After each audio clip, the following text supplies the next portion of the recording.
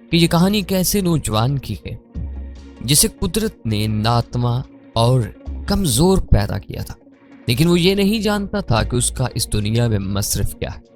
यहां तक कि उससे उसकी मोहब्बत छीनी गई, उससे उसके अपने छीन लिए गए। लेकिन जब कुदरत देने पे आती है तो इंसान को बहुत कुछ अता कर देती। जहां कुदरत जज्बा देती है वहां पे ईमान भी देती है और ताकत भी अता करती। ऐसी ही कोई खड़ी थी जिसमें उसकी भी सुनी गई। फिर उसने ऐसे रस्तों का इंतखाब किया जो कुदरत उसे दिखाती गई। उसने अपने पाकिस्तान की सरजमीन के लिए मिशन सरअंजाम दिए। उसके साथ साथ अपनी मोहब्बत को हासिल किया और कई ऐसे कठिन रास्तों से गुजरा जिनमें इंसान तो क्या, कोई लोहे का बना हुआ इंसान भी होता तो वो भी पिघल जाता। लेकिन उसने हौसला नहीं हारा। कुदरत ने उसे बड़ी बड़ी नेमतों में से एक दोस्त अता की जो उसके लिए मर भी सकता था। वो कौन था, ये आखिर तक एक राज रहा। वो था एक गुमनाम सिपाही। वो पाकिस्तान की आईएसआई का जाबाज था जिसने उसे अपनी उंगली पकड़कर चलना सिखाया और फिर सभी रास्ते आसान होते गए। सरवत मुझसे बात करते करते एकदम खामोश हो गई। उसके खूबसूरत चेहरे पर साया सा लहरा गया था। मैंने अपना रुख फेर कर उसकी नजरों का ताक़ुब किया और चौंक कर रह गया। वो 4 लड़के स्नेक बार में दाखिल हो रहे थे। लड़कों में उनका सरगना वाजिद उर्फ वाजी भी शामिल था। वही कम ज़र्फ अमीर जादों वाला हुलिया, लंबे चमकीले बाल, गले में सोने का लॉकेट और खुले गिरबान वाली इंपोर्टेड शर्ट। वो बड़ी मस्ती से चलता हुआ हमारे पास से गुजरा। उसके साथियों में से एक दराज कद लड़का लोफर से इंडियन गाने की धुन पर सीटी बजा रहा था। उसका हलिया भी वाजी से मिलता जुलता था। वो चारों हमसे कुछ फासले पर एक मेज के गिर्द बैठ गए। सरवत ने कुछ काउंटों पर जुबान फेर कर कहा, चलो आओ ताबिश चलते हैं। मैंने खुद को नॉर्मल रखते हुए कहा, नहीं, इस तरह उठना ठीक नहीं। बस ये जो 2 घूंट चाय रह गई है पी लो, फिर उठते हैं। सरवत के चेहरे से साफ जाहिर था कि अब उसे चाय में कोई दिलचस्पी नहीं रही है और ना ही मुझसे बात करने में। अब यहाँ जो भी वक्त गुजरेगा वो सख्त तकलीफ में रहेगा। मैंने कप उठाकर चाय की चुस्की ली तो मुझे लगा कि हाथ कांप रहा है। उस लर्जिश को सरवत की निगाह से छुपाने के लिए मैंने कप फिर नीचे रख दिया। सरवत मेरी मंगेतर थी। वो बीएससी कर रही थी, मैं एमएससी के आखिरी साल में था। हम दोनों लाहौर में रहते थे और रिश्तेदार भी थे। वाजिद नामी ये लड़का जो अभी अपनी टोली के साथ स्नेक बार में दाखिल हुआ, पिछले कई माह से सरवत के पीछे पड़ा हुआ था। वो उस बस स्टॉप के गिर चकराता रहता यहाँ से सरवत कॉलेज जाने के लिए सवार होती थी। वो सरवत का मोहल्लेदार भी था। फिर में तो वो इखलाक के दायरे के अंदर ही रहा। बस 1-2 बार उसने सरवत को अपनी डबल साइलेंसर हुंडा मोटरसाइकिल पर लिफ्ट देने की कोशिश की, मगर जब एक रोज उसने मुझे और सरवत को माल रोड के शेजान रेस्टोरेंट में बैठे हुए देख लिया तो वो कुछ जारहाना मूड में आ गया। वो अब सरवत के कॉलेज का मुतवातर चक्कर भी लगा रहा था और शेजान रेस्टोरेंट में भी 2 बार हमारे पीछे आया। हमने शेजान में मिलना छोड़ दिया। पिछली बार हम अनारकली के एक स्नेक बार में मिले थे, तब तो खैरियत गुजरी थी, लेकिन आज फिर वाजिद अपनी चंडाल चौकड़ी के साथ यहाँ आधम का था। हम जैसे तैसे चाय खत्म करके उठना चाह रहे थे। मैंने बैरे को बिल लाने का इशारा कर दिया था, लेकिन वो अभी काउंटर पर मसरूफ था। वाजिद ने हमें सुनाने वाले अंदाज में जोर से कहा, यार शकील, चाय पीने के लिए तो ये काफी सस्ती जगह है। शकील बोला, भाई जेब में जितने पैसे हो वैसे ही जगह ढूंढनी पड़ती है ना। वाजिद ने कहा, इतना सोना मुखड़ा ऐसी जगह पर हो तो लगता है कि मखमल में टाट का पैमान लगा हुआ है। यार ये कह लो कि टाट में मखमल का पैमान। दराज का लड़के ने लुकमा दिया। उसका नाम कादिर था। वाजिद मेज पर हल्का तबला बजाने लगा। साथ साथ वो गुनगुना भी रहा था, दिल तोड़ने वाले देख के चल, हम भी तो पड़े हैं राहों में। सरवत तेजी से उठ खड़ी हुई। चलो ताबिश, उसने शोल्डर बैग संभालते हुए कहा। मेरा दिल शिद्दत से धड़क रहा था। लगता था कि अभी पसलियां तोड़कर बाहर निकल आएगा। जी चाहता था कि उन खबीसों के मनहूस चेहरे नोच लूं, पुलिये बिगाड़ दूं उन लोफरों के, लेकिन उस लेकिन से आगे कई सवालिया निशान थे। मैंने खुद को संभाला और काउंटर पर ही अदायगी करता हुआ बैरूनी दरवाजे की तरफ बढ़ा। सरवत मुझसे एक कदम आगे थी। हमारे अक्म में कोर्स की शक्ल में आवाज लगाएगी, वाकआउट वाकआउट। मुझे अंदेशा था कि शायद ये लोग हमारे पीछे बाहर आएंगे और सड़क पर भी बदतमीजी करेंगे, लेकिन पूरी तौर पर ऐसा कुछ नहीं हुआ। हम स्नेक बार के अक्म में वाक़े पार्किंग में पहुंचे। मैं अपनी सुजुकी कार की तरफ बढ़ा तो पता चला कि उसके अक्म में 2 अदद मोटरसाइकिल खड़ी हैं। एक बार फिर रगों में लहू सनसना कर रह गया। ये वाजी वगैरह की ही शरारत थी। अभी हम पार्किंग वाले से बात ही कर रहे थे कि वाजी और उसके साथी भी वहां पहुंच गए। पार्क लाट वाले लड़के ने वाजी से कहा, सर जी आपकी मोटरसाइकिल। उन्होंने अपनी गाड़ी निकालनी है। ओ हो। वाजी ने चौंकने की अदाकारी की, फिर शाइस्तगी से बोला, गलती हो गई जी, मैं समझा था ये कार 2-3 घंटे यहाँ रुकेगी। अभी लो जी, मैं हटा लेता हूँ मोटरसाइकिल। उसने जेबें टटोली मगर चाबी नहीं मिली। साफ जाहिर था कि वो जानबूझकर ऐसा कर रहा है। वो दराजकद कादर से मुखातब होकर बोला, कहाँ गई यार, चाबी तेरे पास तो नहीं है? मेरे पास तो मेरी चाबी है और बस मेरे ताले में लगती है। कादर मानी खेज लहजे में बोला, यानी तुम्हारा मतलब है कि कुछ चाबियां एक से ज्यादा तालों में लगती हैं? क्यों नहीं यार, होती हैं ऐसी भी। ये चाबियां रंग बिरंगे तालों में लगती रहती हैं। इनको हरजाई चाबियां कहते हैं। वाजिद उर्फ वाजे ने मुझसे मुखातब होकर कहा, क्यों पराजी, तुम्हारे पास है कोई ऐसी चाबी? क्या मतलब? मैंने खुद को बमुश्किल संभाला। शकील मुझे समझाने वाले अंदाज में बोला, इसका मतलब है कि आपकी शक्ल सूरत से लगता है कि आपके पास रंग बिरंगे तालों में लगने वाली चाबी है, यानी हरजाई चाबी। कादर ने लुकमा दिया, तुम तो इससे बात करो और ये मोटरसाइकिल पीछे हटाओ। सरवत सटपटा कर बोली, चाबी के बगैर कैसे पीछे हटा लूं मिस साहिबा? शकील ने कहा। मैंने बनाकर मोटरसाइकिल के हैंडल पर हाथ रखा और उसे घसीट कर पीछे करना चाहा। नो नो डोंट टच, वाजी ने खतरनाक लहजे में कहा। तो फिर इसे पीछे हटाओ। मेरी आवाज गुस्से से कांप रही थी। मैं कह रहा हूं डोंट टच इट। वो एक एक लफ्ज पर जोर देकर बोला और उसके साथ ही मुझे धक्का दिया। मैं लड़खड़ा कर 2-3 कदम पीछे गया। गुस्से और घबराहट की मिलीजुली कैफियत ने मुझे सरतापा हिला दिया। मुझे लगा कि मेरा दिल सीना फाड़ कर बाहर निकला है। बेहतर हुआ कि उस मौका पर सरवत मेरे आके आकी। वो चिल्लाते हुए बोली, नहीं ताबिश, हमें इनसे झगड़ा नहीं करना। वो मुझे धकेलती हुई चंद कदम और पीछे लेगी।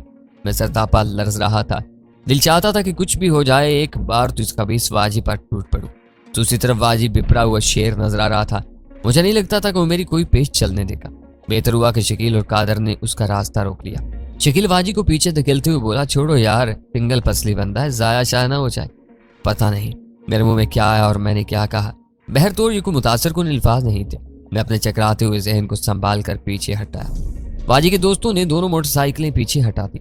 वाजी बदस्तूर मेरी तरफ खुशमगी नजरों से देख रहा था। वो लोग मोटरसाइकिलों पर बैठ कर चले गए तो हम भी गाड़ी में आ बैठे। घर आकर मैं देर तक अपने कमरे में बंद रहा। कमरे के अंदर ही बेकरारी से टहलता रहा और अपने आप को कोसता रहा। ये कोई पहली बार नहीं हुआ था, मेरे साथ हमेशा से ऐसा ही होता आया था। मैं 3 बहन भाइयों में सबसे बड़ा हूँ। वालिदैन का लाड प्यार मुझसे बहुत ज्यादा था।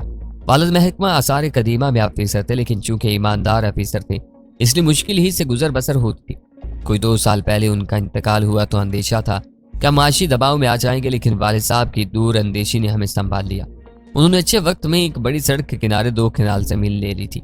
कुछ जमीन खाली छोड़ दी थी, बाकी मैं घर तामीर किया था, मगर उस तरह कि अगर हम ऊपर की मंजिल पर शिफ्ट हो जाते तो ग्राउंड फ्लोर पर 10-12 दुकानें तामीर करके किराए पर चढ़ाई जा सकती थी।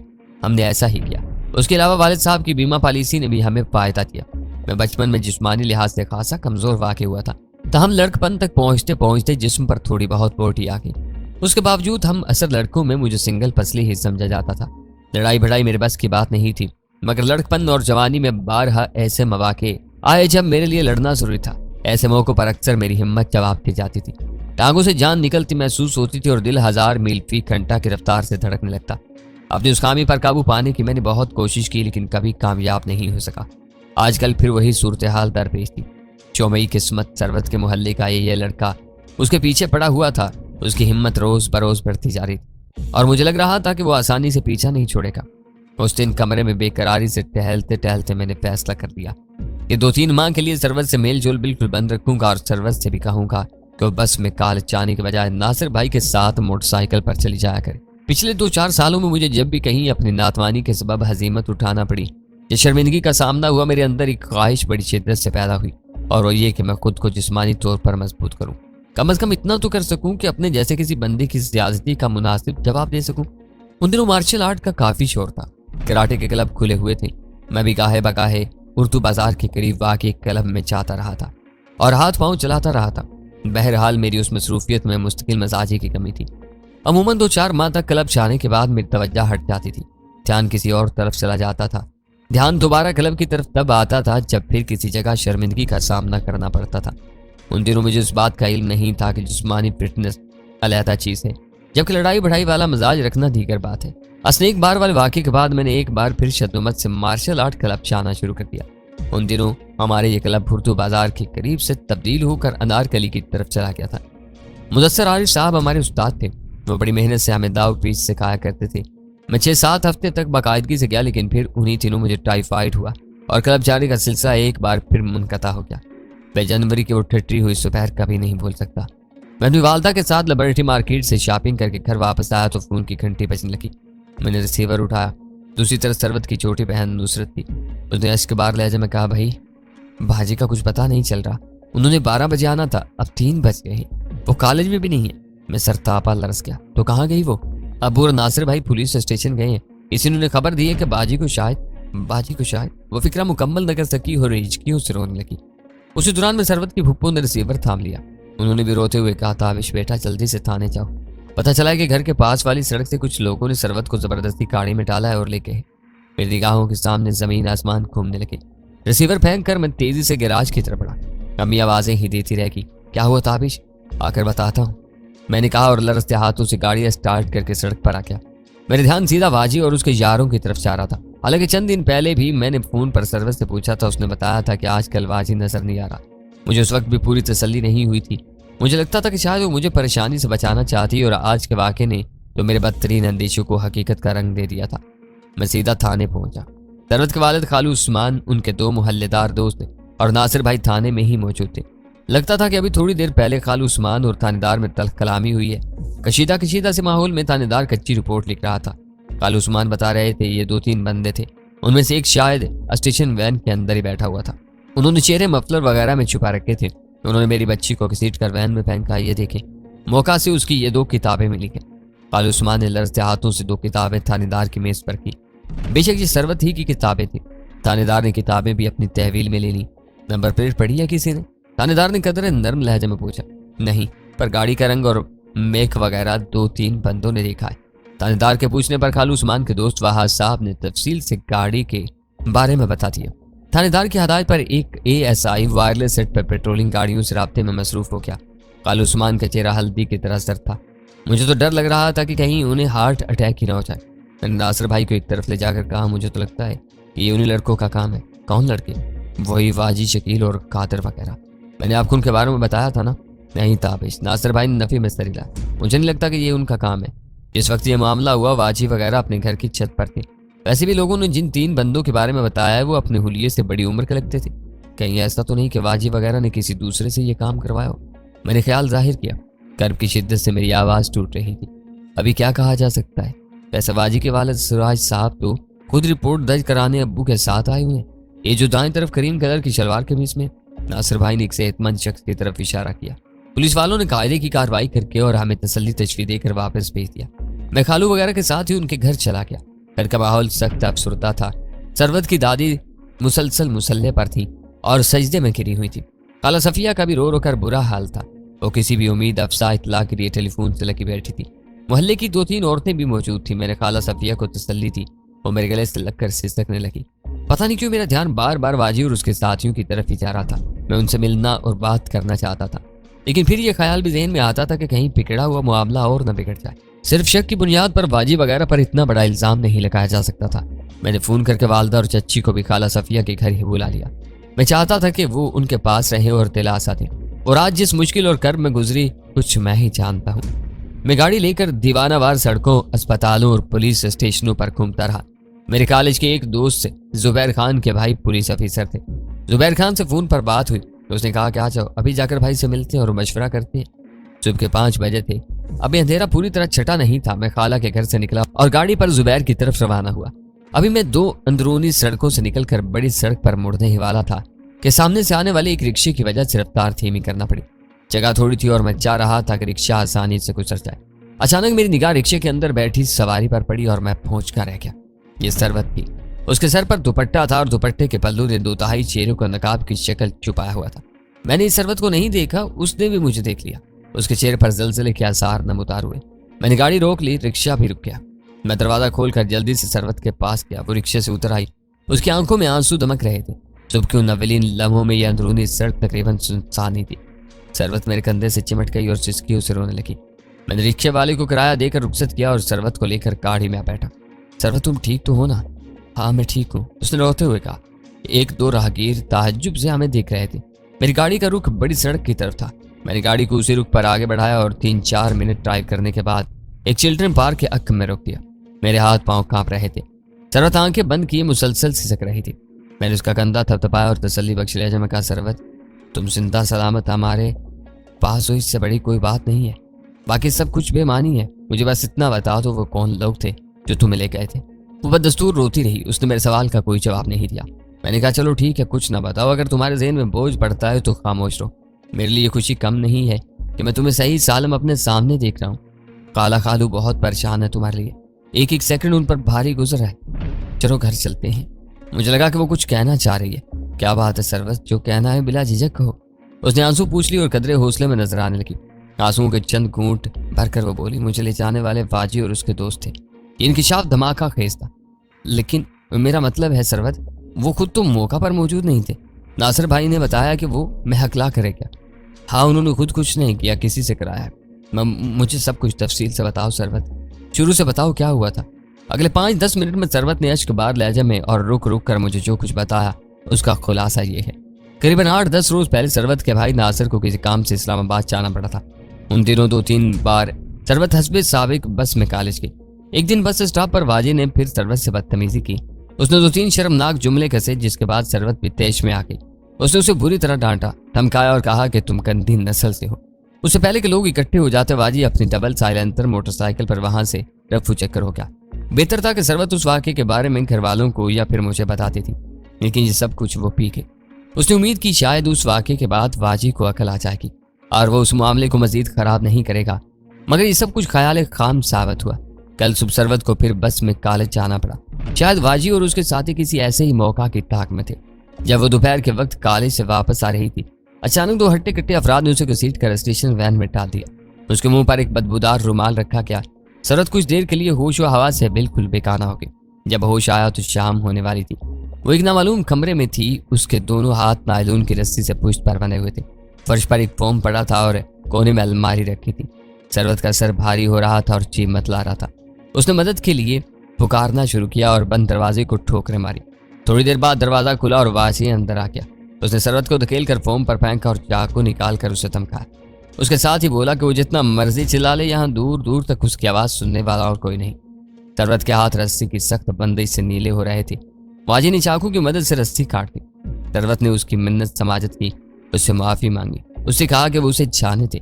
वाजी ने जवाब में कहा कि वो गंदी नस्ल का है और उसका थोड़ा बहुत सबूत दिए बगैर वो उसे यहाँ से जाने नहीं देगा। सरवत ने रोते हुए उसके सामने हाथ जोड़े वो बोला, मैं भी तो 1 साल से तुम्हारे आगे पीछे फिर रहा हूँ, तुम्हारी मिन्नत तरला कर रहा हूँ, लेकिन तुम टस से मस नहीं होती हो।